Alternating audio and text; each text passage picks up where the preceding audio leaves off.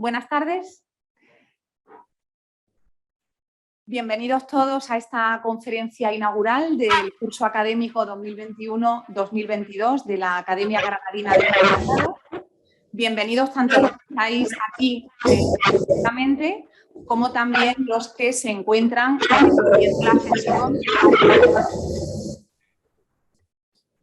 ¿Sí? Los que se encuentran siguiendo la sesión telemáticamente o posteriormente grabada. Tengo que agradecer muy efusivamente el que con tan poco tiempo se haya preparado una intervención sobre una materia que es de interés candente, que nos afecta mucho, lo estábamos comentando ahora, en la práctica diaria. Todos los que estamos aquí, voluntarios, profesionales de otro tipo, todos los días tenemos consultas, dudas sobre esta cuestión y yo creo que nuestro conferenciante nos va a aclarar mucho sobre ello. Tenemos aquí a don Miguel Ángel Recuerda Girela, que es catedrático acreditado de Derecho Administrativo, y he de felicitar también al director de la Academia por habernos traído a esta sesión inaugural una materia de tantísimo interés. Para hacer la presentación más detallada del candidato voy precisamente a ceder la palabra al director de la Academia Granadina del Notariado, don Antonio Juan García Mezcua.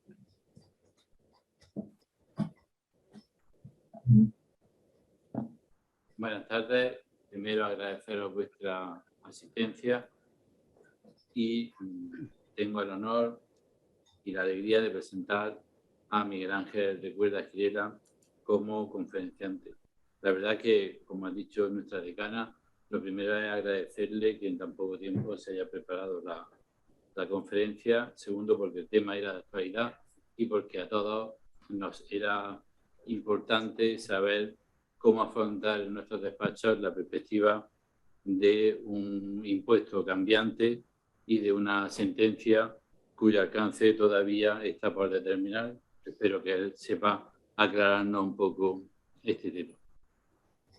Como también ha dicho nuestra decana, Miguel Ángel es catedrático de Derecho Administrativo de la Universidad de Granada, pero conjuga esa práctica docente con la de socio del despacho García Trevijano Abogados en Madrid. Además, es premio 40 Under 40, premio Marchal Magri, premio extraordinario de doctorado. Es fundador y director del Anuario de Derecho Administrativo y del Anuario de Derecho a la Competencia. Ha sido académico visitante de las universidades de Yale, Toronto y Cambridge y fellow del Real Colegio Complutense en la Universidad de Harvard. Es autor de más de 100 publicaciones y director o coordinador de más de 30 libros. Es reconocido en las prácticas de abogacía, de Derecho Administrativo y Derecho Medioambiental por el directorio Best Lawyer ininterrumpidamente desde el año 2014. Su último libro, también de muchísima actualidad, se titula Antes de la próxima pandemia, en el que analiza el funcionamiento de los poderes públicos durante los recientes estados de alarma y sus últimos artículos científicos versan sobre cuestiones problemáticas de aplicación de la ley de la jurisdicción contenciosa administrativa. Creo que son méritos más que suficientes para que hoy nos dicte una magnífica conferencia. Muchas gracias, Miguel. Buenas tardes. Muchas gracias a todos, señores y señoras, por su presencia. Muchas gracias al Colegio Notarial de Andalucía por su invitación para impartir esta conferencia y al director de la Academia Granadina del Notariado por la misma razón. El título de mi conferencia son los efectos administrativos de la declaración de inconstitucionalidad del impuesto del incremento del valor de los terrenos de naturaleza urbana. Es decir, que yo me voy a centrar en los aspectos de carácter administrativo, o sea, procedimental, de impugnación, que se derivan de esta sentencia del Tribunal Constitucional, la 182/2021, que se dictó el día 26 de octubre. Aunque para poder hacer esta exposición tendré que hacer también algunas referencias a los elementos del impuesto, del incremento de valor de los terrenos de naturaleza urbana, la llamada plusvalía, También comentaré algo sobre las distintas sentencias que se han dictado por parte del Tribunal Constitucional en relación con estos impuestos con diferentes efectos y finalmente me centraré en el alcance y los efectos de la última sentencia del Tribunal Constitucional, que es la 182/2021. Se trata de un tema complejo, es un tema además polémico, y que va a generar importante controversia, especialmente cuando se trate de cuantías elevadas en los tribunales. Esto lo están ya viendo ustedes en sus despachos profesionales y acabará, pues, con toda seguridad, pues, en los tribunales.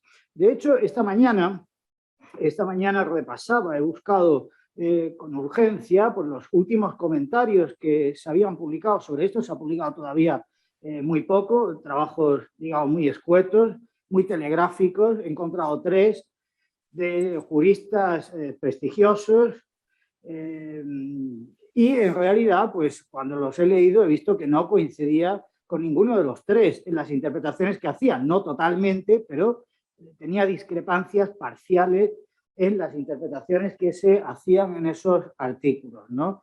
Y eso es una de las pruebas de que este va a ser un tema polémico, ¿no? Empezaré recordando brevemente, muy brevemente, algunos de los elementos de este impuesto que son necesarios para después comprender bien el sentido de esta sentencia que se ha dictado. El impuesto sobre el incremento de valor de los terrenos urbanos, la conocida plusvalía, me referiré a la plusvalía, que es más corto y más fácil de decir, es un impuesto de carácter directo, es decir, es un impuesto que grava la riqueza de las personas. Quien vende un terreno, pues puede poner de manifiesto un incremento del valor de ese terreno. Además, es un impuesto de devengo instantáneo. Eso quiere decir, como ustedes saben, que el presupuesto de hecho de ese impuesto se agota por su propia naturaleza en un determinado periodo, cuando se produce esa transmisión, por ejemplo, la venta. Y es un impuesto municipal, por tanto, son los ayuntamientos los que deciden sobre el establecimiento de este impuesto y además en sus ordenanzas tienen un margen para regular este impuesto dentro de lo que establece la Ley de Haciendas Locales, porque es un impuesto que se regula en la Ley de Haciendas Locales en los artículos 104 a 110. ¿Cuál es el hecho imponible de este impuesto? Pues es un incremento de valor que experimentan los terrenos de naturaleza urbana, que se pone de manifiesto a consecuencia de la transmisión de la propiedad de los terrenos por cualquier título o de la constitución o transmisión de cualquier derecho real de goce limitativo del dominio sobre esos terrenos. Y los sujetos pasivos, pues dependiendo de si la transmisión se produce a título lucrativo, el sujeto pasivo será el adquirente, y si es a título oneroso, el sujeto pasivo será el que transmite. La base imponible del impuesto, esta es la cuestión polémica de esta sentencia 182, porque la base imponible del impuesto está constituida precisamente por ese incremento de valor de los terrenos que se pone de manifiesto en el momento del devengo, o sea, cuando se produce la transmisión, por ejemplo, de la vivienda, y que se ha experimentado a lo largo de un periodo de 20 años. Pero ¿cuál es el problema? ¿Cómo se tiene que determinar esa base imponible? El impuesto del incremento de valor de los terrenos de naturaleza urbana, pues ha tenido, digamos que una vida polémica y desgraciada, como la de algunas personas famosas, ¿no? Del corazón, vidas polémicas y desgraciadas. ¿Por qué? Pues porque es un impuesto que ha sido recurrido, que se han planteado impugnaciones ante el Tribunal Constitucional contra ese impuesto sucesivamente, algo que es una cosa un tanto anómala. El impuesto fue modificado en el año 2012, en concreto en los aspectos que tenían que ver con la regulación de la base imponible, pero después se han dictado 3 sentencias del Tribunal Constitucional. Y las 3 sentencias se han dictado porque los tribunales de la jurisdicción ordinaria han planteado cuestiones de inconstitucionalidad. O sea que los tribunales tenían dudas sobre la constitucionalidad de ese impuesto. Ha habido una sentencia del año 2017, la sentencia 59/2017 del Tribunal Constitucional. Otra sentencia posterior del año 2019, la 126/2019, y la última del año 2021, que es la 182. Y las 3 sobre este impuesto pero sobre aspectos diferentes, aunque de alguna manera pueden resultar complementarios, porque la sentencia del año 2017, la 59-2017, declaró la inconstitucionalidad de los preceptos que regulan la plusvalía solo en cuanto que sometían a tributación situaciones de inexistencia de incremento del valor, o sea que se hacía pagar al contribuyente cuando realmente no había un incremento del valor. Pero después viene la sentencia 126-2019 y esa sentencia declara también la inconstitucionalidad de preceptos que regulan la plusvalía, pero respecto a los casos en los que la cuota a satisfacer fuera superior al incremento patrimonial que realmente se hubiera obtenido. Y por último llega la sentencia 182. Esta sentencia lo que hace es decir que el sistema de determinación de la base imponible que se establece en el impuesto es un sistema de carácter obligatorio, o sea que hay que cumplir con ese sistema de determinación de la base imponible y que ese sistema es un sistema de carácter objetivo. Además, que es un sistema que está al margen de la realidad del mercado y de la crisis económica. Y por tanto, cuando se aplica ese sistema, es lo que dice la sentencia del Tribunal Constitucional, ¿qué sucede? Pues sucede que al ser un sistema objetivo y obligatorio, no se tiene en cuenta la capacidad económica del contribuyente. Y entonces la aplicación de ese sistema objetivo y obligatorio, que no tiene en cuenta la capacidad económica del contribuyente, vulnera el principio de capacidad económica que se regula en el artículo 31 de la Constitución. Por tanto, esos artículos que regulan la base imponible son inconstitucionales porque establecen un sistema objetivo y obligatorio que no tiene en cuenta la capacidad económica del contribuyente. Consecuencia de esa sentencia de entrada, pues que al declararse la inconstitucionalidad de esos preceptos y anularse esos preceptos son expulsados del ordenamiento jurídico y se produce un vacío legal. Ahora después veremos en qué consiste ese vacío legal o cuánto dura ese vacío legal, porque ese vacío legal, ¿cómo se llena? Pues se llena con un Real Decreto Ley que aprueba el Gobierno, norma que se puede aprobar en caso de extraordinaria y urgente necesidad, que es el Real Decreto Ley 26/2021, de 8 de noviembre. Este Real Decreto se publicó en el Boletín Oficial del Estado el 9 de noviembre de 2021 y entró en vigor al día siguiente. Por tanto, fechas importantes, pues aquí tenemos la del 26 de octubre de 2021, que es la fecha de la sentencia, pero después veremos que la sentencia se ha publicado el 25 de noviembre en el Boletín Oficial del Estado, no podemos olvidarnos de esta fecha, y que el Real Decreto Ley entró en vigor el 10 de noviembre de 2021. Bueno, la cuota íntegra del impuesto pues es el resultado de aplicar a esa base imponible, que ahora ha sido anulada, el tipo de gravamen correspondiente, y esos tipos de gravamen pues los fija cada ayuntamiento dentro del margen que establece la ley hasta que no pueden exceder al 30%. Y la cuota líquida del impuesto pues es el resultado de aplicar a la cuota íntegra determinadas bonificaciones que pueden existir. El devengo del impuesto, cuestión que también es clave para explicar los efectos de la sentencia, pues se produce cuando se transmite la propiedad de ese terreno, ya sea a título oneroso o a título gratuito, es decir, en la fecha de la transmisión o en la fecha en la que se ha constituido pues un derecho real.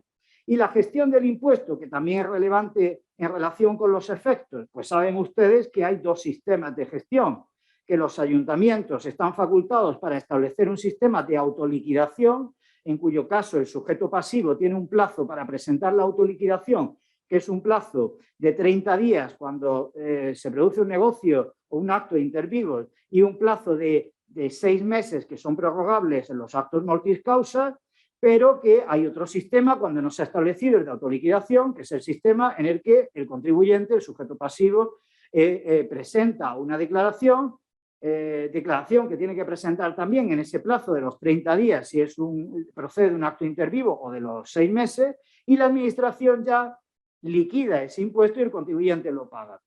La liquidación, esto es relevante, es un acto administrativo, es un acto resolutorio, es un acto que ha dictado la administración. En cambio, la autoliquidación no es un acto administrativo, sino que es un acto del administrado.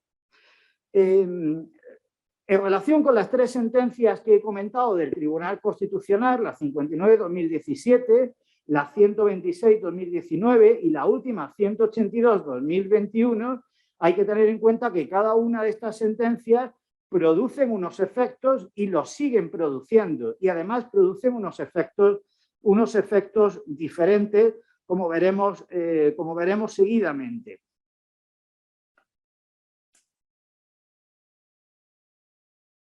En relación con el Real Decreto Ley 26/2001, solo voy a decir que este Real Decreto, que entra en vigor a partir del día 10 de noviembre, pues impone a los ayuntamientos que en el plazo de 6 meses modifiquen sus ordenanzas para adaptarlos a este Real Decreto, pero también prevé que va a suceder en el plazo en el que los ayuntamientos no hayan modificado sus ordenanzas, y entonces este Real Decreto lo que establece es que se aplica el Real Decreto con los coeficientes máximos que se han establecido en la propia Ley de Haciendas Locales con la modificación de este Real Decreto. Eso es en previsión de que los ayuntamientos pues, se demoren en la modificación de sus ordenanzas.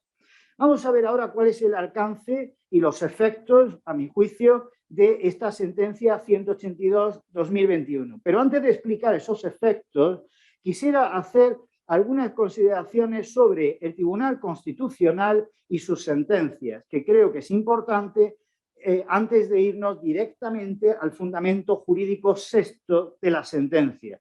Porque si vamos directamente al fundamento jurídico sexto de la sentencia y lo leemos sin tener en cuenta estas consideraciones previas, creo que es posible hacer interpretaciones erróneas.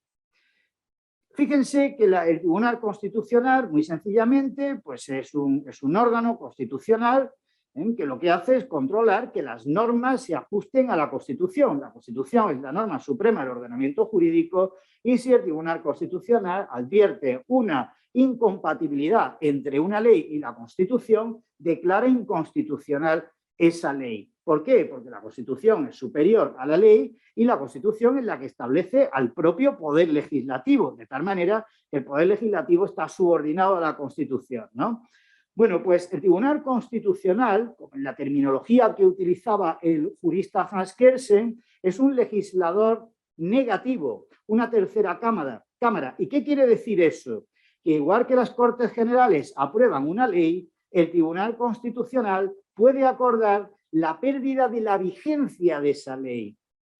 O sea, que el Tribunal Constitucional desempeña un cierto papel legislador, por lo menos de legislador negativo, porque puede sacar del ordenamiento jurídico, puede expulsar del ordenamiento jurídico una ley aprobada por las Cortes Generales, como ha pasado en este caso. El Tribunal Constitucional ha dicho, estos preceptos de la Ley de Haciendas Locales quedan expulsados del ordenamiento jurídico. El efecto de esa expulsión es análogo a una derogación de esa ley, aunque técnicamente no sea exactamente lo mismo, pero el efecto es análogo. Es una especie de derogación que expulsa a esos preceptos del ordenamiento jurídico.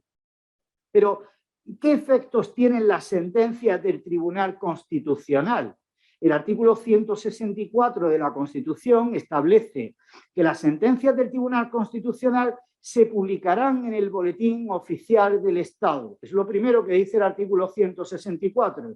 Cuando el Tribunal Constitucional dicta una sentencia en un recurso de inconstitucionalidad o en una cuestión de inconstitucionalidad y esa sentencia va a afectar a la vigencia de una ley, esa sentencia se tiene que publicar. Igual que la ley se publica en el Boletín Oficial del Estado para que adquiera fuerza, para que adquiera la vigencia de esa ley que ha sido declarada inconstitucional se pierde cuando se publica la sentencia en el Boletín Oficial del Estado. Por eso, la fecha de la publicación de la sentencia, 25 de noviembre, es muy relevante. Lo dice el artículo 164 de la Constitución. Las sentencias del Tribunal Constitucional se publicarán en el Boletín Oficial del Estado. Y además dice el artículo 64, tienen el valor de cosa juzgada a partir del día siguiente de su publicación. y no cabe recurso contra ellas. Por tanto, importancia de la publicación de las sentencias. El Tribunal Constitucional es legislador negativo, igual que la ley entra en vigor cuando transcurre un plazo desde su publicación en el Boletín Oficial del Estado, pierde esa vigencia por la declaración de inconstitucionalidad y de nulidad por parte del Tribunal Constitucional a partir de su publicación en el Boletín Oficial del Estado. Si la sentencia que se ha dictado por parte del Tribunal Constitucional es una sentencia desestimatoria del recurso de inconstitucionalidad o de la cuestión de inconstitucionalidad, ¿qué efecto tiene la sentencia? Pues que está confirmando que esa ley respeta la Constitución, que no hay ningún problema de constitucionalidad. En cambio, cuando la sentencia es estimatoria, el efecto principal que produce es la nulidad de la norma. Aunque una sentencia del Tribunal Constitucional que declara la inconstitucionalidad no siempre tiene por qué declarar la nulidad de la norma o no siempre tiene por qué declarar una nulidad inmediata, sino que también la puede diferir. Cuando se dicta una sentencia del Tribunal Constitucional que anula una norma, se plantea un problema con respecto a los efectos que ha producido esa norma, porque se aprueba una ley un día y entra en vigor, pasan años, la ley se aplica a muchos casos y después de muchos años llega el Tribunal Constitucional y anula esa norma, dice, esta norma es contraria a la Constitución. Se publica en el Boletín Oficial del Estado, la sentencia produce efectos, pero ¿qué sucede con todos los efectos pasados? ¿Qué sucede con todos esos casos en los que la ley que ha sido declarada inconstitucional se ha aplicado? ¿Podemos soportar que una ley que ha sido declarada inconstitucional se haya aplicado en el pasado y que esos efectos se tengan que mantener? ¿O habría que eliminar esos efectos? Bueno, pues la verdad es que las sentencias del Tribunal Constitucional tienen una eficacia ex tunc. ¿Y eso qué quiere decir? Que cuando se dicta una sentencia, el efecto de esa sentencia se retrotrae al momento en el que entró en vigor esa ley. O sea que cuando se declara la inconstitucionalidad de esa ley, esa inconstitucionalidad es desde que la ley se aprobó. Esos serían los efectos propios de la sentencia que declara la inconstitucionalidad. Ahora bien, el Tribunal Constitucional en determinadas circunstancias puede limitar esos efectos temporales hacia el pasado, porque la declaración ex tunc de la inconstitucionalidad de una ley, pues claro, puede causar, por ejemplo, un perjuicio muy grave a la hacienda pública. ¿Qué pasaría si se aplica una norma tributaria, una ley tributaria durante muchos años y después de todos esos años que ha habido una recaudación, una sentencia del Tribunal Constitucional anula esa norma, esa ley, y entonces por los efectos ex tunc, pues, la Administración tuviera que devolver todas esas cantidades ingresadas? Entonces, en circunstancias excepcionales, el Tribunal Constitucional puede limitar los efectos ex tunc de la sentencia y, de hecho, pues esto lo ha hecho en numerosas ocasiones. O sea que no es la primera vez en la que el Tribunal Constitucional hace esto, es lo habitual cuando se trata de materias como esta.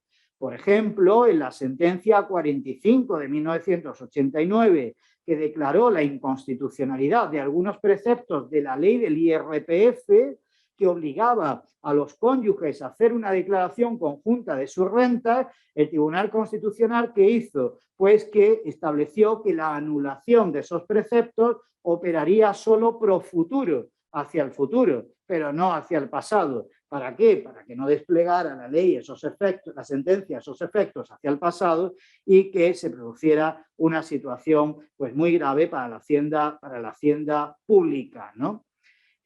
Además, ha habido otras sentencias del Tribunal Constitucional, como por ejemplo la sentencia 195 de 1998, en la que los efectos incluso han quedado diferidos a la aprobación de una norma futura. Esto tiene sentido en algunos casos. Por ejemplo, en este caso, ¿qué sucedía? Que había una ley de protección ambiental que era autonómica, la ley 6/1992. Por tanto, esa ley protegía determinados intereses ambientales. El Tribunal Constitucional declaró inconstitucional esa ley y había que dar una nueva regulación a esa materia, a esos espacios ambientales. Claro, si la ley se declaraba inconstitucional, el problema era que quedaba sin regulación y sin protección ese espacio. ¿Qué dijo el Tribunal Constitucional en esa sentencia 195-98? Dijo que quedaban diferidos los efectos de la sentencia hasta que no se aprobara una nueva ley. ¿Y eso qué quiere decir? Que durante mucho tiempo, con posterioridad a la sentencia, se siguió aplicando una ley que era inconstitucional. Después de la sentencia, se siguió aplicando con naturalidad una ley que era inconstitucional, hasta que tiempo después se aprobó esa ley que regulaba y que protegía los aspectos ambientales en esa zona, ¿no? ¿Cuál es entonces el alcance, ¿no? y los efectos de la sentencia 182/2021 después de lo que he comentado? El fundamento jurídico sexto de la sentencia es el que regula esta cuestión y tiene dos párrafos. Un párrafo primero un poco más extenso y un párrafo segundo pues muy corto, ¿no? Dice el párrafo primero que, por un lado, la declaración de inconstitucionalidad y nulidad supone la expulsión del ordenamiento jurídico, lo que ya he explicado, ¿no? Y que la expulsión del ordenamiento jurídico de esos preceptos de la Ley de Haciendas Locales pues deja un vacío normativo sobre la determinación de la base imponible. No se puede determinar la base imponible, pero es que si no se puede determinar la base imponible, no se puede liquidar el impuesto, no se puede comprobar, no se puede recaudar, no se puede revisar y, en definitiva, durante ese vacío normativo no es exigible el impuesto, porque ha sido expulsado del ordenamiento jurídico. Por eso dice la sentencia, ahora le toca, después de que nosotros, el Tribunal Constitucional, hemos hecho nuestro trabajo y hemos declarado la inconstitucionalidad de estos preceptos, le toca al legislador pues aprobar la norma que corresponda para llenar este vacío. El legislador pues aprueba ese Real Decreto Ley 26/2021. ¿Qué dice el segundo párrafo? Dice, el segundo párrafo del fundamento jurídico de la sentencia, que no pueden considerarse situaciones susceptibles de ser revisadas con fundamento en la presente sentencia, ojo, con fundamento en la presente sentencia, no con fundamento diferente. Se podrían impugnar esas situaciones, esos actos, esas liquidaciones, con fundamento en las otras dos sentencias del Tribunal Constitucional o en cualquier otro motivo de invalidez de esos actos, ¿no? Pero dice que no pueden considerarse situaciones susceptibles de ser revisadas con fundamento en la presente sentencia aquellas obligaciones tributarias devengadas por este impuesto que a la fecha de dictarse la misma, o sea, no a la fecha de publicación, sino a la fecha de dictarse la misma, el 26 de octubre de 2021, hayan sido decididas definitivamente mediante una sentencia con fuerza de cosa juzgada, es decir, una sentencia firme, o mediante una resolución administrativa firme. Y dice, a continuación, a estos efectos, a estos exclusivos efectos, tendrán también la consideración de situaciones consolidadas, primero, liquidaciones provisionales o definitivas que no hayan sido impugnadas a la fecha de dictarse la sentencia, a 26 de octubre de 2021, y las autoliquidaciones cuya rectificación no haya sido solicitada conforme al artículo 120 de la Ley General Tributaria, también a esta fecha, a 26 de octubre de 2021. Mi análisis sobre este fundamento jurídico sexto es el siguiente. ¿Cuáles son las situaciones que no pueden ser revisadas? Que no pueden ser revisadas, insisto, con fundamento en esta sentencia 182/21. Podrían ser revisadas con otros fundamentos. Las otras sentencias del Constitucional, por ejemplo, si una liquidación, pues resulta que es una liquidación en la que no hay un incremento del valor, o es una liquidación en la que la cuota es superior al incremento real. Bueno, pues ahí está la sentencia 57/2017, que es aplicable, o la sentencia 126/2019, o cualquier otro vicio que puedan tener esos actos, ¿no? Por un lado tenemos obligaciones tributarias devengadas que a 26 de octubre hayan sido decididas mediante sentencias firmes. Las sentencias firmes son aquellas sentencias contra las que ya no cabe ningún tipo de recurso. No cabe ningún tipo de recurso. Se han podido interponer recursos, pero se han dictado sentencias y no cabe recursos. Bueno, pues son sentencias firmes que tienen los efectos de la cosa juzgada, conforme establece el artículo 207.4. Si contra una liquidación, por ejemplo, se interpuso un recurso contencioso y se dictó una sentencia, y esa sentencia firme a 26 de octubre de 2021, pues esa situación, dice el Tribunal Constitucional, que no se puede revisar. Ahí se queda y la sentencia del Tribunal Constitucional no beneficia a esa situación. Luego habla de situaciones tributarias devengadas que hayan sido decididas mediante resolución administrativa firme. ¿Cuándo una resolución administrativa es firme? Cuando no cabe ningún recurso contra ella, ni recurso administrativo ante la administración, ni recurso contencioso administrativo ante los tribunales. Entonces, en esos casos, como no cabe recurso, pues ahí tenemos una resolución administrativa firme. Si no cabe recurso contra esa resolución a 26 de octubre de 2021, pues la sentencia tampoco puede beneficiar a esa situación. Esa situación no se puede revisar. Luego están las liquidaciones provisionales o definitivas que no han sido impugnadas a 26 de octubre de 2021. Las liquidaciones son actos administrativos contra los que se pueden interponer recursos. Si a 26 de octubre de 2021 no se ha presentado en el registro correspondiente un recurso administrativo de cualquier tipo de reposición o reclamación económico-administrativa contra esa liquidación, no puede ser revisada. Aquí se plantea una cuestión interesante y es que estamos hablando de actos administrativos que puede que no sean firmes, porque esa liquidación a 26 de octubre puede que no sea firme porque todavía exista plazo para interponer recursos. Al Tribunal Constitucional esta cuestión le da igual. El Tribunal Constitucional dice, no estoy hablando de si la resolución todavía es recurrible, sino que si a 26 de octubre de 2021 usted no ha presentado el recurso, pues entonces ya no se puede revisar. Como usted presente el recurso el día 26 de octubre, que es la fecha de la sentencia, esa liquidación no se puede revisar, porque he dicho que antes del 26 de octubre esté recurrida. Que no se ha recurrido antes del 26, no se puede revisar, dice el Tribunal Constitucional, ¿no? Y con respecto a las autoliquidaciones, pues exactamente igual, las autoliquidaciones que no se haya presentado la solicitud de rectificación de esa autoliquidación antes de esa fecha, del 26 de octubre de 2021, pues tampoco le puede beneficiar a esa autoliquidación, no le puede beneficiar la sentencia. Bueno, esta sentencia plantea distintas dudas que voy a ver si soy capaz de resolver, ¿no? Situaciones que pueden ser revisadas en sentido contrario, ¿no? Que pueden ser revisadas con fundamento en esta sentencia 182, pues estarían las obligaciones tributarias devengadas que a la fecha de dictarse esta sentencia, es decir, que a 26 de octubre del 21 no hayan sido decididas mediante sentencia con fuerza de cosa juzgada, es decir, situaciones que han sido recurridas ante la jurisdicción. Si se han presentado recursos, hay un recurso contencioso administrativo en marcha, o cabe todavía presentar un recurso de apelación o un recurso de casación, pues es una situación que yo entiendo que puede ser revisada, porque está en la vía impugnatoria, en la vía contencioso administrativa, ya sea porque se ha interpuesto un recurso contencioso administrativo o porque se ha dictado una sentencia y todavía se puede interponer un recurso de apelación o se puede interponer un recurso de casación. En cuanto que se pueda recurrir ante la jurisdicción, esté recurrida y se pueda mantener esa vía de recursos, pues entiendo que es una situación que se puede revisar.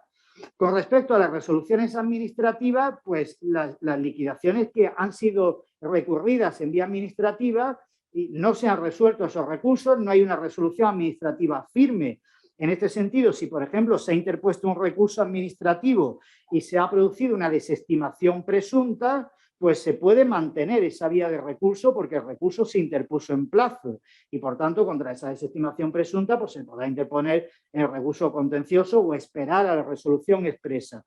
Pero se cumple ese requisito de haber sido recurrido ese acto. Y en el caso de las autoliquidaciones, pues si se ha presentado la solicitud de rectificación antes del 26 de noviembre, no habría ningún plazo, no habría ningún problema, ¿no?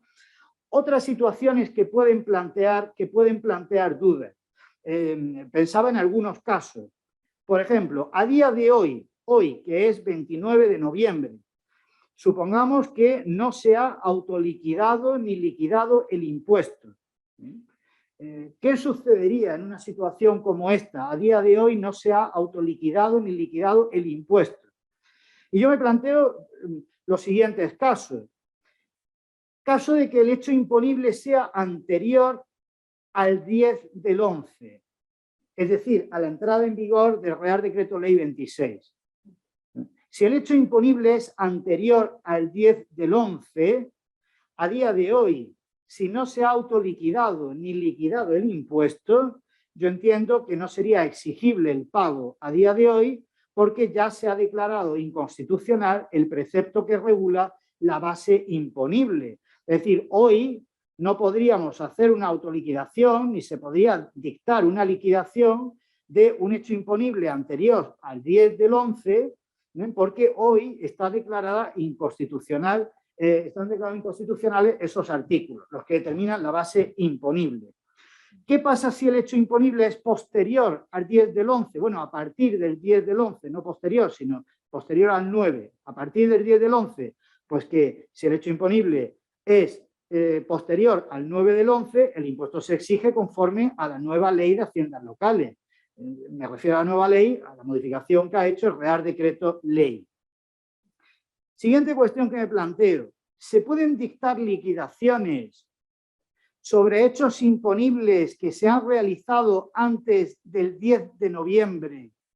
O sea, antes de la entrada en vigor de la nueva ley, hechos imponibles anteriores a la entrada en vigor de la nueva ley, aplicando la ley de haciendas locales que se ha declarado inconstitucional, la antigua ley de haciendas locales. ¿Se pueden dictar liquidaciones sobre hechos imponibles que se han realizado antes del 10 del 11 aplicando la ley de haciendas locales que se ha declarado inconstitucional? Si el hecho imponible se hubiera realizado antes del 26 de octubre, ¿qué sucedería? Hecho imponible que se realiza antes del 26 de octubre. Pues que se podría dictar una liquidación, se podría haber dictado una liquidación antes del 26 de octubre. Si se hubiera recurrido antes del 26 de octubre, se tendría que anular. Pero si se hubiera recurrido después del 26, ese recurso se tendría que desestimar. Porque el Tribunal Constitucional dice que los efectos se aplican a las que estuvieran recurridas antes. ¿Y se puede dictar liquidación después del 26 de octubre con la ley de haciendas locales anulada? ¿Se puede dictar una liquidación después del 26 de octubre, es decir, después de la sentencia, aplicando a esa liquidación la ley de haciendas locales anulada? Bueno, yo creo que aquí hay dos criterios. Dos criterios. Hay un criterio que diría que no se puede dictar una liquidación después del 26 de octubre con la ley de haciendas locales anulada, porque sobre un hecho imponible que se ha realizado antes de esa fecha, ¿no? Quien sostiene este criterio debería sostener también que habría que presentar en ese caso autoliquidación, pero con una cuota cero. Porque claro, después del 26 de octubre, si se produce un hecho imponible, ¿cómo le vamos a aplicar una ley que ha sido declarada inconstitucional por el Tribunal Constitucional y ha sido anulada? Ni se puede liquidar, ni se puede autoliquidar. Existirá la obligación de presentar la declaración. Se presentará la declaración y se le puede advertir a Hacienda, oiga, al ayuntamiento no liquide porque hay una sentencia que se ha declarado inconstitucional. o se podrá presentar una autoliquidación con una cuota cero porque, oigan, no he podido calcular la base imponible porque hay una sentencia que anula, declara la nulidad de este precepto. Ese es un criterio, la tesis 1. Luego está la tesis 2, que dice que sí, la tesis 2 es la mía, que dice que sí. La tesis 1 es de los comentarios que leía esta mañana, no sé quién tendrá razón, vamos a intentar reflexionar sobre esto. Puede que esté equivocado, es un tema complejo, y puede que yo esté equivocado. ¿Por qué sostengo? Yo sostengo que sí se podría dictar liquidación después del 26 de octubre con la ley de haciendas locales anulada sobre un hecho imponible que se ha realizado antes del 10 del 11, o sea, antes de que entre en vigor la nueva ley. Porque una vez que entra en vigor la nueva ley, se aplica la nueva ley. Pero y todos los casos anteriores, posteriores al 26. Yo sostengo que en esos casos los ayuntamientos podrían liquidar los impuestos, el impuesto, aplicando la ley de haciendas locales antigua y que el contribuyente debería autoliquidar aplicando la ley de haciendas locales antigua. Estoy observando las caras, está todo el mundo paralizado. Va a encontrar mucho apoyo en esta tesis, Bueno, no tengo mucho apoyo en esta tesis, pero voy a intentar justificar esta tesis y voy a intentar dar mis razones por las cuales creo que la otra tesis no es correcta. La primera tesis, claro, dicen, bueno, es que si se ha declarado inconstitucional, ¿cómo se va a aplicar a partir del día 26? ¿No? No se puede... Bueno, yo no... ¿Cómo se puede tratar de justificar esa tesis? Pues se puede tratar de justificar diciendo la sentencia trata de limitar sus efectos a partir del día 26 y como trata de limitar sus efectos a partir del día 26, pues no se puede aplicar a partir del día 26. No me acaba de convencer ese argumento por una razón, porque la sentencia en el fundamento jurídico sexto solo limita los efectos en cuanto a la revisión. En cuanto a la revisión. Dice cuáles serán las situaciones revisables y las no revisables a partir del día 26. Eso es lo que dice la sentencia. La sentencia dice, a partir del día 26 ya no se pueden revisar todas las situaciones que sean firmes, pero no dice nada sobre los efectos de la ley, los efectos de la sentencia hacia el futuro. Es que los efectos de la sentencia hacia el futuro se producen cuando... Los efectos de la sentencia al futuro se producen cuando se publica esa ley. Entonces, ¿qué quiere decir? Cuando antes se explicaba el Tribunal Constitucional y los efectos de la sentencia, ¿cuándo queda, entre comillas, derogada esa norma? Cuando se publique la sentencia. Y la sentencia se publica el día 25 de noviembre. Entonces, ¿está vigente previamente esa ley? Antes del día 10 del 11, ¿estaba vigente esa ley? Yo entiendo que sí, porque la pérdida de la vigencia, como dice el artículo 162, se produce con la publicación de la norma. Entonces, antes de la publicación de la norma, que se produce el día 25 de noviembre, la ley de haciendas locales antigua sigue estando vigente. ¿Por qué no se va a aplicar si está vigente? Otra cosa es que el Tribunal Constitucional haya limitado los efectos en cuanto a la revisión, pero son dos cuestiones diferentes. El fundamento jurídico sexto no dice que esta norma no se aplicará. No lo dice. Lo único que establece es que los efectos de la revisión se limitan al 26 de octubre. Para entender esto que estoy explicando, ¿por qué ha hecho esto el Tribunal Constitucional? Para entender por qué ha hecho esto el Tribunal Constitucional, habría que fijarse en qué pasó con la sentencia anterior sobre la plusvalía que dictó el Tribunal Constitucional. Esta es la primera vez en la historia del Tribunal Constitucional, en más de 40 años, que el Tribunal Constitucional dicta una sentencia en la que determina ciertos efectos a la fecha de dictarse la sentencia. La primera vez en la historia del Tribunal Constitucional. Por tanto, lo que aquí se está planteando es un tema muy novedoso que va a ser muy polémico. ¿Por qué es la primera vez que el Tribunal Constitucional fija determinados efectos, no todos los efectos, determinados efectos a la fecha de la sentencia? ¿Qué sucedió en la anterior sentencia del Constitucional sobre la plusvalía? El Tribunal Constitucional, clásicamente, hasta esta sentencia, siempre ha establecido una cláusula en sus sentencias que ha dicho que los efectos serán desde la publicación de la sentencia. Y aunque no lo dijera, lo dice la ley orgánica del Tribunal Constitucional, ¿no? Y la Constitución. Bueno, pues, ¿qué sucedía? Que si en una sentencia se dictaba hoy y se publicaba en el boletín oficial cuando había transcurrido un mes, como todo el mundo sabía que los efectos iban a ser a partir de la publicación, en ese ínterin del mes todo el mundo presentaba reclamaciones o presentaba rectificaciones. De tal manera que cuando se publicaba la sentencia ya no había situaciones que no fueran revisables, porque es que se habían presentado recursos prácticamente en todos los casos o rectificaciones. De tal manera, de tal forma que el Tribunal Constitucional no podía limitar los efectos de la sentencia. Su cláusula no servía para nada, porque el Tribunal Constitucional dictaba la sentencia y tenían un mes todos los sujetos pasivos para presentar recursos o rectificaciones. Cuando se publicaba la sentencia, por mucho que dijera la sentencia, por muchos efectos que establecía la publicación, ya se habían presentado todos los recursos. ¿Qué hubiera sucedido en este caso si hubiera hecho exactamente lo mismo el Tribunal Supremo? Pues lo que hubiera sucedido es que a partir del día 26 todo el mundo habría empezado a presentar recursos o a solicitar la rectificación.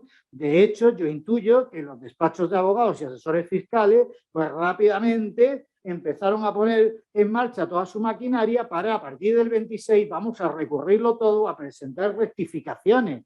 Y el Tribunal Constitucional, ¿qué sucedió? Pues que alguien en el Tribunal Constitucional, no sé si un magistrado o un letrado, probablemente un letrado del Tribunal Constitucional, dijo, esto que nos pasó la última vez no nos va a volver a pasar. Y entonces, ¿qué vamos a hacer? Que vamos a decir que las situaciones revisables o no revisables serán a partir del día en el que se dicta la sentencia. Y esto cambia por completo la práctica del Tribunal Constitucional en toda su historia. Pero, ojo, lo hacen determinando que esos efectos son solo en cuanto a la revisión. Ellos no afectan al régimen de los efectos de la sentencia, porque el efecto de la sentencia en cuanto a la pérdida de la vigencia de la norma es a partir de la publicación. Lo único que hacen es, dentro de la posibilidad que tienen de regular los efectos ex tunc de la norma, limitarlos a ese momento, como podían haberlos limitado totalmente si hubieran querido. De tal manera que, ¿cuáles son las situaciones, a mi juicio, que quedan vivas? Las situaciones que habían estado impugnadas o que se habían recurrido en su momento. Y ese momento fue el 26 de octubre. Ahora bien, la pérdida de vigencia de esos artículos de la ley se produce con la publicación de la sentencia, lo cual quiere decir que durante ese ínterin, durante ese periodo, hasta que entra en vigor la nueva ley de haciendas locales, sigue estando vigente la ley de haciendas locales. Y por tanto esa ley, a mi juicio, bajo mi criterio, por esas razones que he expuesto, sigue siendo aplicable durante ese periodo, con todas las consecuencias que conllevaría el no haberla aplicado. Yo he visto en la prensa pues, que se decía que la administración durante 14 o 15 días que había durado ese periodo, pues no había podido liquidar. Pues no estoy de acuerdo con esa interpretación, si la han hecho algunas administraciones, porque la sentencia del Tribunal Constitucional no limita o no deroga la ley desde el 26 de octubre, sino que lo hace desde la publicación y, por tanto, las normas siguen estando vigentes en ese periodo y se tienen que aplicar. Para concluir, no sé cómo vamos de tiempo, para concluir hay una vía que me planteaba si cabría para conseguir pues la reparación de los contribuyentes a los que se le ha aplicado una ley ilegal, que es la vía de la responsabilidad patrimonial del Estado legislador por los daños que ha causado una ley inconstitucional. Nuestra ley de régimen jurídico del sector público, la Ley 40/2015, establece o regula la responsabilidad del Estado cuando causa daños a los particulares por la aplicación de una ley que sea inconstitucional. Ya en el año 1990 sucedió que se aprobó una tasa complementaria sobre el juego, y esa tasa complementaria sobre el juego que se aprobó en el año 1990, pues fue declarada inconstitucional 6 años más tarde por el Tribunal Constitucional. ¿Qué sucedió con esa tasa que regulaba el juego? Pues quienes al tiempo de haberse dictado la sentencia habían interpuesto recursos contra las liquidaciones, lograron la devolución del impuesto, porque en vía de recurso pues alegaron que se había declarado inconstitucional la ley que regulaba esa tasa y por tanto se le devolvieron esas tasas. ¿Y qué sucedió con todas las personas pues que no habían presentado recursos o que habían recurrido y los recursos habían sido desestimados porque todavía no se había dictado la sentencia? Pues de entrada no tenían vía para reclamar porque eran situaciones consolidadas.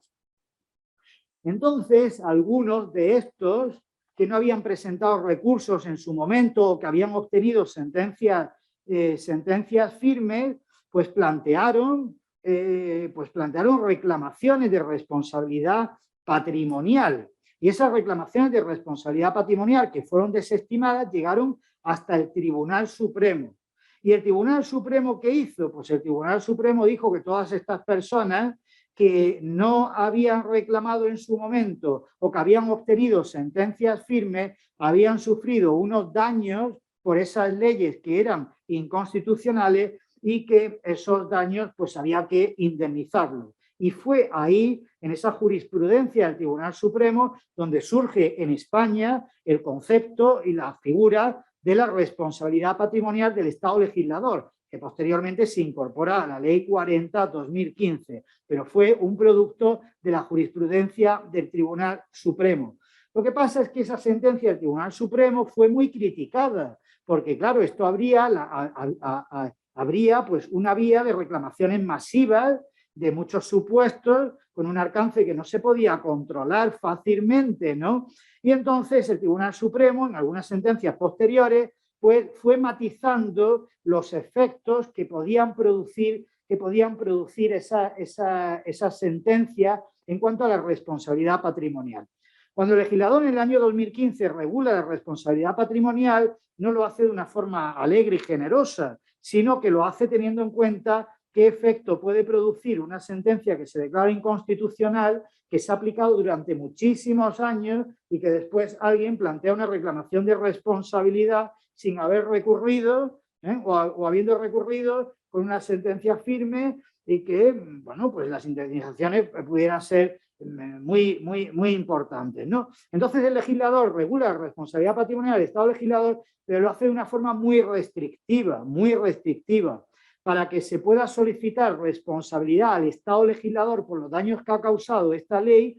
En primer lugar, se tendrían que cumplir los requisitos de la responsabilidad patrimonial, que la aplicación de la ley inconstitucional le hubiera causado un daño que no tuvieran el deber jurídico de soportar, que el daño fuera efectivo, evaluable económicamente e individualizado, que el particular hubiera obtenido una sentencia firme, o sea que se descartarían todos los supuestos en los que no se recurrió, sino que se haya recurrido, se haya alegado la inconstitucionalidad de este impuesto y se haya obtenido una sentencia firme en la que no se ha estimado el recurso porque todavía no se había dictado la sentencia del Constitucional, es decir, que la jurisdicción ordinaria no haya advertido pues que había un problema de constitucionalidad, no hayan planteado cuestión de inconstitucionalidad, han dictado una sentencia, la jurisdicción ordinaria antes de la del Constitucional, pues ese sería un supuesto que permitiría, en principio, la vía de la responsabilidad patrimonial. Habría que agotar todas las instancias judiciales, o sea, si contra una sentencia cabe recurso de apelación o recurso de casación o nulidad, pues habría que plantearlas todas, pero establece además que solo serían indemnizables los daños causados 5 años antes de la publicación de la sentencia. O sea, también se acota temporalmente en la ley para evitar que se puedan reclamar daños de muchos años, ¿no? Establece ese plazo de 5 años. Lo que pasa es que ese plazo de 5 años que establece la ley, en la práctica puede reducirse o incluso puede desaparecer si el Tribunal Constitucional declara la inconstitucionalidad de la ley con una eficacia pro futuro, es decir, hacia el futuro. Y en este caso, pues me da la impresión de que la sentencia del Tribunal Constitucional no ha querido que tenga efectos hacia el pasado. En cualquier caso, mi interpretación pues, puede ser objeto de otras mejores interpretaciones y finalmente pues, este asunto acabará en los tribunales, que serán los que decidirán sobre cuál es la interpretación más correcta. Pues muchas gracias. No sé si ahora...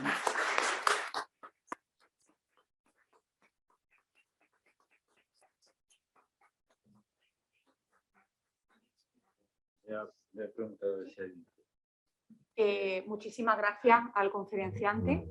Le reitero mi felicitación y mi agradecimiento por en tan poco espacio de tiempo haber podido hacer toda esta reflexión y por la claridad también de su exposición, que nos ha dejado respuestas, nos ha dejado preguntas, nos ha dejado elementos para el debate y creo que Antonio Juan quería plantear alguna cuestión. No, simplemente que si tenéis alguna cuestión que plantear, pues mejor aquí.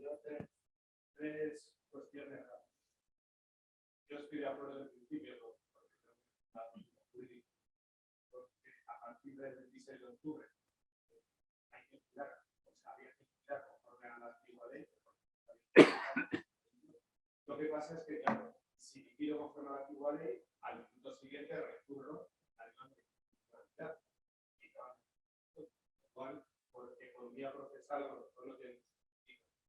Eso, lo segundo. Entiendo que el Tribunal Constitucional puede limitar los efectos retroactivos de sus sentencias. Pero en cuanto a esto que ha hecho ahora, de limitar las que están en plazo, las declaraciones que están en plazo de reclamación, diciendo que las que no se han presentado no se puede alegar precisamente el fundamento que sale de la sentencia, yo no sé si el propio tribunal incurre en inconstitucionalidad, porque está privando de un derecho clarísimo a la defensa y a alegar lo que le dé la gana. Artículo 24. Y luego, tercero, ya antes se discutía si este impuesto implicaba una doble imposición con respecto a las ganancias patrimoniales. Evidentemente eso se salvaba diciendo que el tipo de era distinto, no era la ganancia de patrimonio y el otro era un incremento más o menos objetivo que se producía por la acción urbanística de los ayuntamientos, etc. Entonces, ¿qué pasa? Ahora, con la nueva regulación ya se ha dado entrada a lo que es la ganancia. No, es que si has tenido pérdidas, no te puedo cobrar, o si resulta que aplicando los criterios sale a pagar más que la ganancia que luego te va a salir recta, tampoco te puedo cobrar más. Quiero decir, se están confundiendo los derechos. Entonces, ahora una nueva vía de impugnación, a veces, sería la vía de la doble imposición, porque es que ahora ya, al darse el matiz subjetivo y entrar en juego la capacidad económica que está en la venta, pues entonces estamos mezclando ya hechos imponibles, no sé. Pues muchas gracias. Con respecto a la primera pregunta, Salvador. Salvador es tu nombre, ¿no? Salvador, a ver, dices que se tendría que haber liquidado a partir del día 26, pero que inmediatamente serían recurridos esas liquidaciones y que por economía procesal no tendría sentido porque esos recursos serían estimados. Esos recursos serían estimados según una interpretación. Según la mía, esos recursos tendrían que ser desestimados. Porque ¿cuál es el motivo de la estimación? Que se ha declarado inconstitucional, pero es que esa norma está vigente. Es que una norma inconstitucional se puede seguir aplicando no solo después de haber sido dictada, sino incluso después de haber sido publicada. Esa es la cuestión. Entonces, la cuestión es que en este caso, a partir del 26, esa norma seguía estando vigente, aunque fuera inconstitucional. Yo entiendo que esto es algo que nos chirría profundamente, porque estamos diciendo, ¿cómo es posible que yo presente un recurso de inconstitucionalidad? ¿Cómo es posible que yo alegue en ese recurso que el impuesto se ha liquidado sobre una base imponible que se ha declarado inconstitucional y que usted me diga que ese recurso va a ser desestimado? Es que yo me pongo en el papel del tribunal y el tribunal pensará, ¿esta norma está vigente? La norma está vigente. Como está vigente, se estima el recurso. Se desestima el recurso. Alega la inconstitucionalidad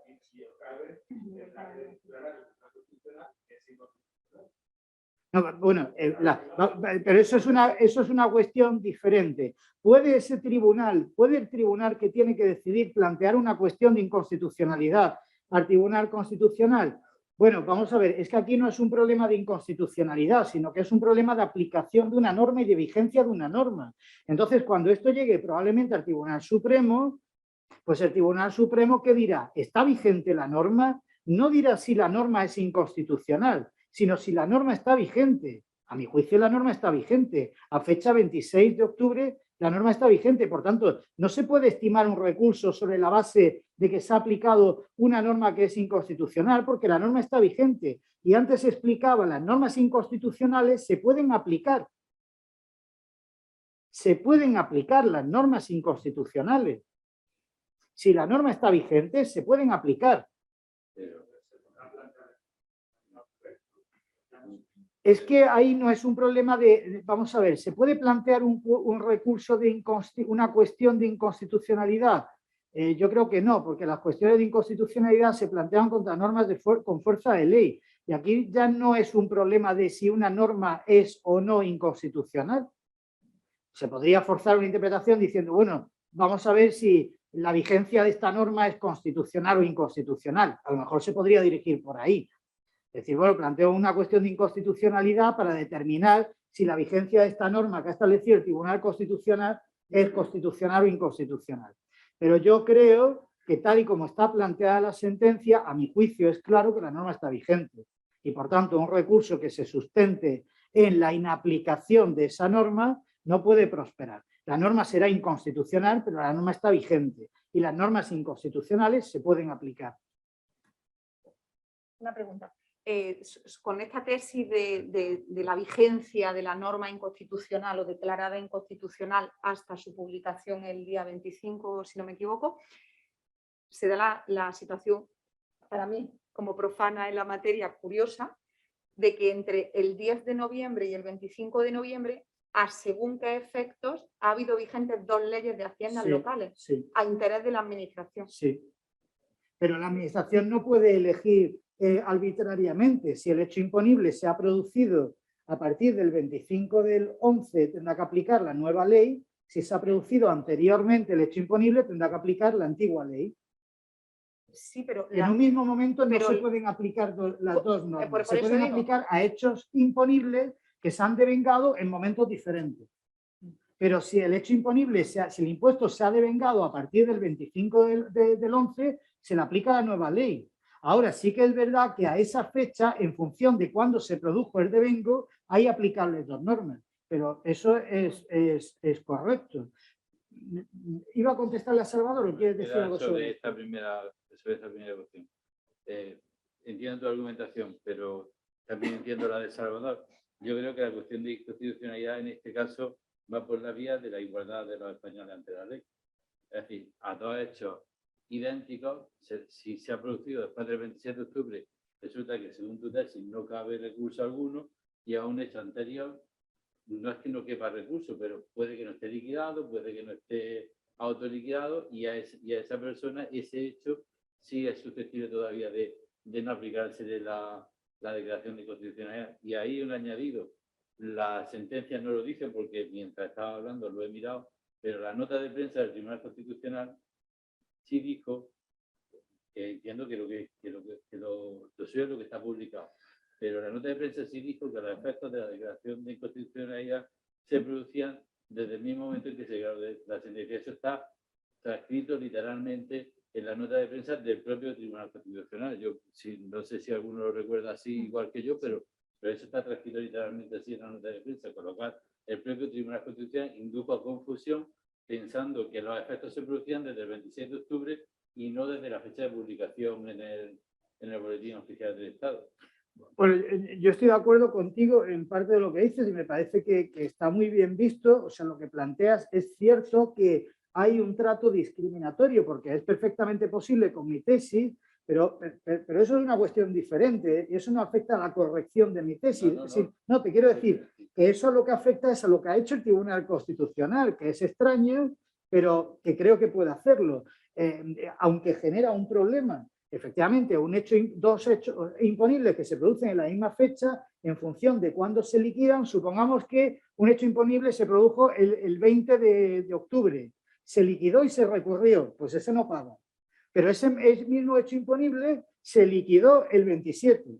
Pues entonces, con mi tesis, el del 27 paga porque no puede recurrir. Es verdad que eso sucede, se produce ese trato desigual, una vulneración de un derecho fundamental, y esto pues tendrán que plantearlo los que presenten sus recursos, tendrán que plantearlo que esto produce una lesión de derecho fundamental. Bueno, lo que sucede es que estas desigualdades en las aplicaciones de la ley las vemos frecuentemente. Las vemos frecuentemente en la aplicación de las normas por parte de los tribunales y generalmente los tribunales dicen, bueno, es que esto se puede hacer. Esto se puede hacer. ¿Son casos raros que no deberían producirse? Pues sí, pero se pueden hacer. Igual que, por ejemplo, cuando dos personas que están en una misma situación, pues no sé, una expropiación, dos expropiaciones, una con un justiprecio determinado y la otra justiprecio superior, resulta que una no excede los 30.000 euros, no puede presentar un recurso de apelación. ¿Es superior a 30.000 euros? Puede presentar un recurso de apelación. Y a lo mejor son dos hermanos que han heredado dos fincas colindantes, una un poco más grande, la otra tal, o una que tiene una casa y la otra no la tiene, y resulta que a uno le estiman el recurso y el otro no puede presentar recurso. ¿Es una desigualdad? Pues sí, pero ese tipo de desigualdades están permitidas. O sea que yo creo que es difícil realmente que eso pudiera prosperar. Segunda pregunta que me hacía Salvador, por no dejarla sin contestar, dice que el propio Tribunal Constitucional incurre en inconstitucionalidad porque genera una limitación del derecho a la defensa. Claro, yo antes planteaba, si yo estoy en plazo para recurrir y puedo presentar un recurso, ¿por qué me van a limitar a mí las posibilidades de ese recurso, la viabilidad de ese recurso? Yo puedo presentar el recurso, pero me dicen, oiga, da igual que el acto no sea firme, usted puede tener un plazo de un mes y el plazo del mes puede vencer después del 26 de octubre, pero como usted a 26 de octubre no lo haya presentado, ya no puede alegar esto. ¿Supone eso una vulneración del derecho a tutela judicial efectiva? Pues habrá que plantearlo, igual que la igualdad, habrá que plantear esto. ¿Qué creo que se dirá? Que no, porque usted puede presentar el recurso, puede alegar las sentencias anteriores del Tribunal Constitucional, si fuera el caso, puede alegar cualquier vicio de nulidad o anulabilidad en esa liquidación, puede hacerlo perfectamente y puede agotar todas las vías, o sea, toda la vía administrativa y contenciosa administrativa, o sea, que su derecho a la tutela judicial efectiva no se está limitando. Lo único que se están haciendo es limitando los efectos de la sentencia. Y entonces usted lo que no puede por vía de recurso es extender el efecto de la sentencia más allá de donde el Tribunal Constitucional quiere. Y la última pregunta, pues no se la respondo, no porque no quiera, sino porque yo no soy experto en derecho fiscal, y entonces, bueno, es una cuestión que probablemente, pues si es así, pues se puede plantear si hay una doble tributación, que no lo sé. Ciertamente la práctica administrativa, no sé hasta dónde podemos tener conocimiento los profesionales que nos encontramos aquí, creo que fue, o más o menos de esto tenemos conocimiento desde el día 26, la de que efectivamente la reacción de los ayuntamientos fue la de pararse hasta el punto, bajo mi punto de vista incorrecto, de llegar a decirle a los ciudadanos que llegaban a la ventanilla, usted no presente nada, pero nada de nada. Ni siquiera una copia simple de la escritura pública, no haga nada. Hasta ese punto llegaron los ayuntamientos de parálisis total.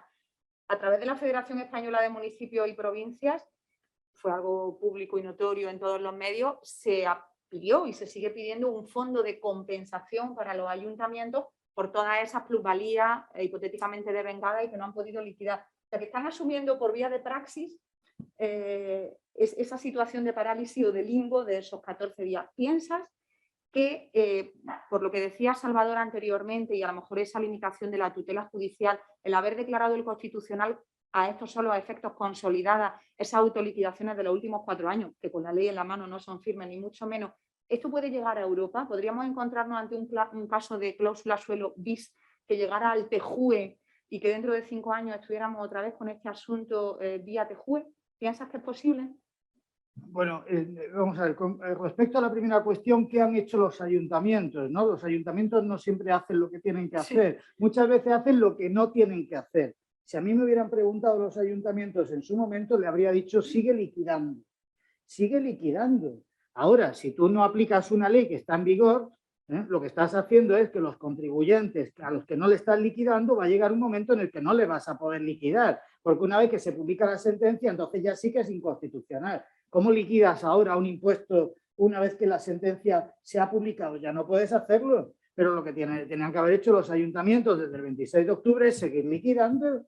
Entonces, los ayuntamientos no aplican la ley, que tenían que aplicar la ley según mi juicio, ¿no? No aplican la ley. Por tanto, son ellos los que están haciendo que esos impuestos no se puedan cobrar. No es que durante 15 días no se han podido cobrar los impuestos, es que los ayuntamientos no han liquidado, que tendrían que haber liquidado. ¿Y ahora qué quieren? Que por vía de un fondo el gobierno les pague lo que han dejado de percibir. Bueno, y con respecto a la cuestión europea, pues la verdad es que no lo sé. No sé qué contestar. No sé si este supuesto se podría incluir en una vulneración del derecho de la Unión Europea. No sé, lo veo difícil de entrada, lo veo difícil, pero bueno, a lo mejor se puede buscar por ahí también algún resquicio, ¿no? Pero de entrada no lo veo, no lo veo. La viveza del debate creo que demuestra el interés enorme de la materia, la claridad, que quiero agradecerle muy especialmente al conferenciante, la claridad meridiana en sus planteamientos, y si os parece podemos continuar ahora con el debate con una copa en la mano. Con esta conferencia declaro inaugurado el curso académico 2021-2022 y se levanta la sesión. Muchas gracias.